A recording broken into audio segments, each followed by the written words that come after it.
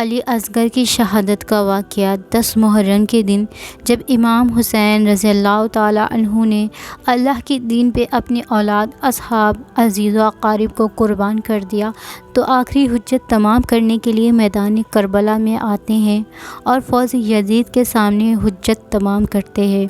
آپ فرماتے ہیں، میں تمہارے رسول کا نواسا ہوں، کیوں میرا راستہ روکا ہے؟ کیوں میرے بچوں کا پانی بند کیا ہے؟ کیوں ہمارے محمد کو رلایا ہے؟ اے لوگو، اس ہزاروں کی فوج میں ہے کوئی میرے نانا سے محبت کرنے والا جو مجھ غریب حسین کی مدد کرے، رسول اللہ کی بیٹیوں کے پردے کی حفاظت کرے۔ جیسے ہی امام حسین نے حل بن ناصر ینصرنا کی صدا بلند کیا، تاریخ نے لکھا خیام میں بیویوں کی رونے کی آواز بلند ہو گئی۔ امام حسین خیام کی قریب آتے ہیں اور فرماتے ہیں، اے زینب، ابھی میں زندہ ہوں، بیویوں سے کہو کہ رونے کی آواز کو بلند نہ کرے۔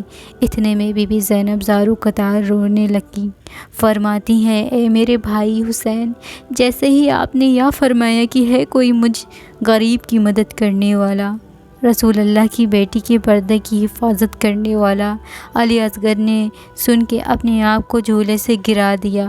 امام حسین کی آنکھیں نم ہو جاتی ہے اور فرماتے ہیں، اے احباب، میرے اصغر کو میرے پاس لے کر آؤ۔ امام حسین نے علی اصغر کا ماتھا چوما اور اپنی عبا میں چھپا کے میدان کی طرف لے کے جاتے ہیں۔ فوج یزید سوچتی ہے کہ شاید حسین قرآن لے کر آیا ہے۔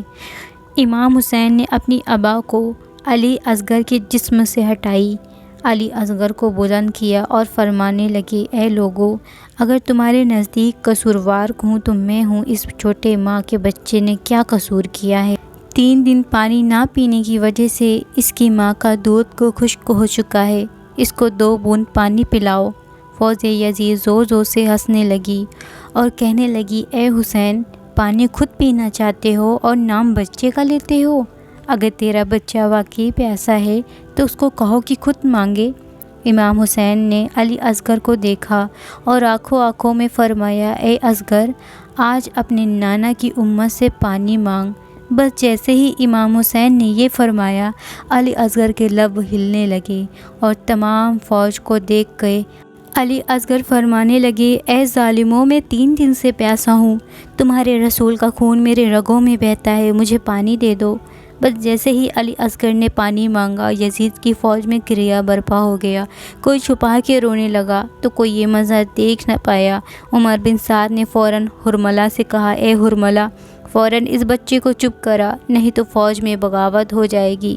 بس حرملہ تیر نکالا، علی اصغر کا نشانہ لیتا ہے، پہلی تیر کمان میں ڈالی، اس سے چلتا نہیں، گر جاتا ہے، دوسری تیر بھی گر جاتا ہے، جب تیسرا تیر بھی گر جاتا ہے، عمر بن سعد کہتا ہے، اے حرملہ، تو بڑا ظالم انسان ہے، جس سے ایک بچہ نہیں مارا جاتا۔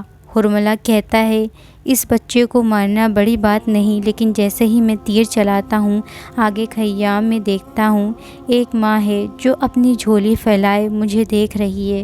عمر بن سعد نے کہا، تم اس بیوی کی طرف نہ دیکھو، اصغر کو ایسا مارو کہ پورے لشکر یزید کے نام سے کانپنے لگے۔ وہ تیر جس سے جانور کا شکار کیا جاتا ہے، تاریخ نے لکھا اس کے 3 منہ تھے۔ اس نے تیر کمان میں ڈالا اور علی اصغر کا نشانہ لیا۔ جیسے ہی تیر چلایا، تیر بڑا تھا، علی اصغر کا گلا چھوٹا تھا۔ بس تیر کی ایک نوک علی اصغر کے کان میں لگی، ایک نوک علی اصغر کے بازو اور سینے پہ لگی اور تیسری نوک آپ کی کمر میں لگی۔ یہ تیر اتنا وزنی تھا کہ علی اصغر کو چیر کے امام حسین کے بازو میں آ لگا۔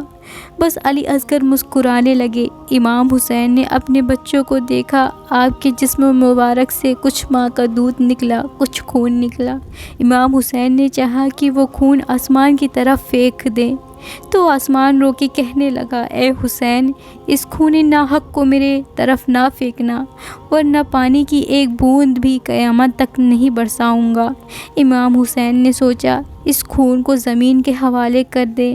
زمین تڑپ کے کہنے لگی، اے حسین، اگر یہ خون کا ایک قطرہ بھی مجھ پر گرا تو میں قیامت تک اناج نہیں اگاؤں گی۔ امام حسین نے علی اصغر کے خون کو اپنے اوپر مل لیا اور اللہ سے مخاطب ہو کر فرمایا، اے اللہ، گواہ رہنا کہ تیرے اسلام کے لیے میں نے اصغر کو کس طرح قربان کیا۔ بس ابا میں چھپا کر خیام میں لے کر آئے علی اصغر کو۔ جیسے ہی بی بی رباب کے سامنے امام حسین نے اپنی ابا کو ہٹایا، طارق نے لکھا، بی بی رباب کے چہرے کا رنگ زرد ہو گیا اور فرمانے لگی، اے میرے آقا، کیا میرے بچے کے قاتل کا اولاد نہیں؟ امام حسین بی بی رباب کو سنبھالا اور فرمایا کہ ان قریب سبھی کے لاشوں کے ساتھ بے حرمتی کی جائے گی۔ اے شباب، آؤ اصغر کی قبر بنا لیتے ہیں۔